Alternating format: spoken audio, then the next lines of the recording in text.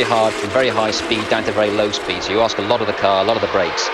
So here we go. We're being led across the line by Giorgio Pantano. One of the two tips for the top from Gareth Rees. He gets this first ever GP2 race underway, and well, whatever else they know, GP2 drivers need to learn a little bit more about starting a race or restarting a race, because Pantano and Lopez have gone.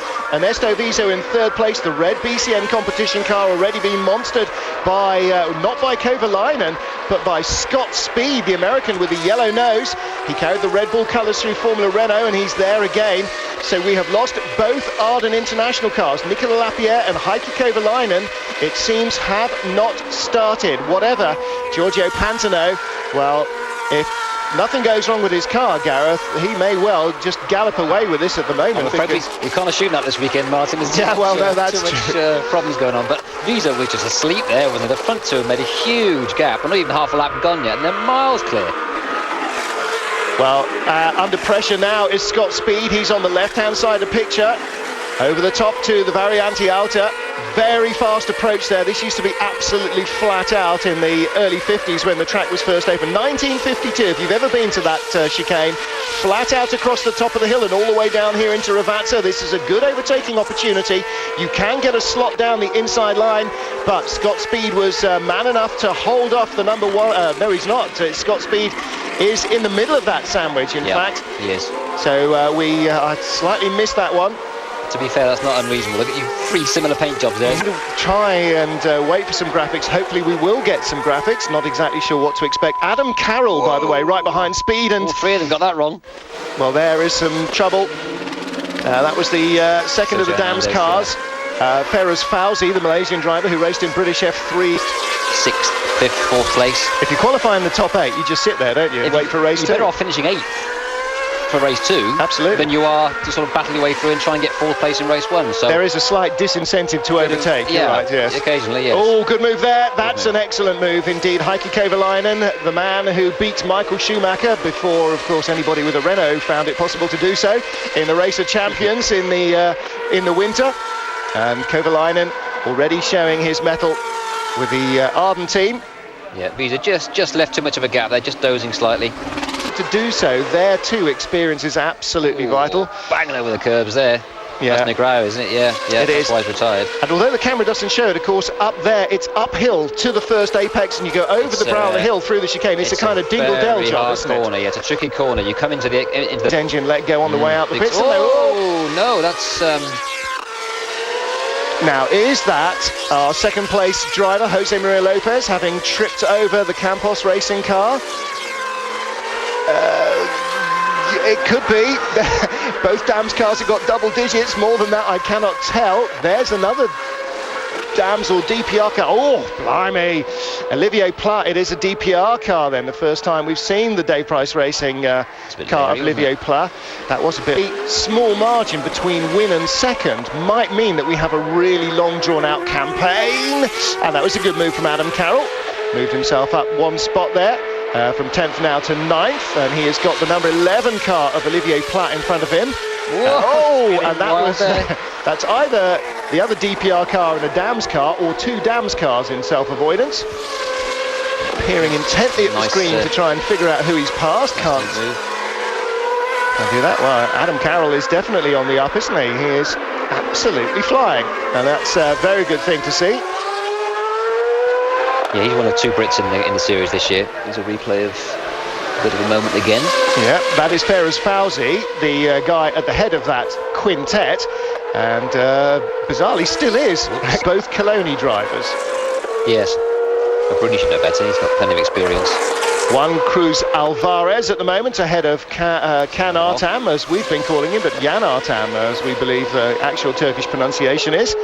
And that, I think, Olivier Pla. It's all happening, isn't it? And that's Scott Speed. Yeah. Blimey. Restriction line. Well, don't forget, if you're at the pointy end, there's no huge need to get in unless you're stuck behind someone. If you're back in the pack and you feel you could go quicker if you weren't in the pack, get in, get your tyres done, get out. Oh! Whoa! Well, now Scalabroni, that was the BCN competition boss, walking across Pantano's bows as Pantano tried to come at the pits. Just coincidentally, I think this is just picking up a highlight of the first race. I don't know. That is a first, definitely. This man has been in the scenery more time than he's been on the track today. Well, now, see, Pricey will be quite used to this because without too much disrespect, of course, he did have a bit of an erratic driver racing in Renault V6 last year for him, didn't he? You want to name names? How tough it is. It really is tough. It is. Really, I was going to say, there's 2 or 3 guys there who really look like they're not going to make that chicane. And the first of them was Ernesto Vizo. He's the first of those 2 red cars, and he really didn't quite get it hooked up there at all. I'm sure there's not a bit of water on that lens there, but maybe it's just from the cars. PK in. Is that his second stop? Yeah, that's his second stop. Let's have a look. Vizo right up there. Might almost have made it if he hadn't just turned in over the curbs. I think having the inside wheel in fresh air probably wasn't doing much for him. The graphics man appears to have popped out for lunch. Giorgio Pantano, the best of those who have made their pit stop. Dear oh dear, and that's then finally is Juan Cruz Alvarez out-cycling himself. And Clivio Piccioni will probably go off laughing at the next corner. Alvarez sponsored by the community of Valencia. Slow there as the wheels spin up over the curbs. He tries to hold it on the brakes. Quite wrong, didn't he? And stalls the engine. His race is over.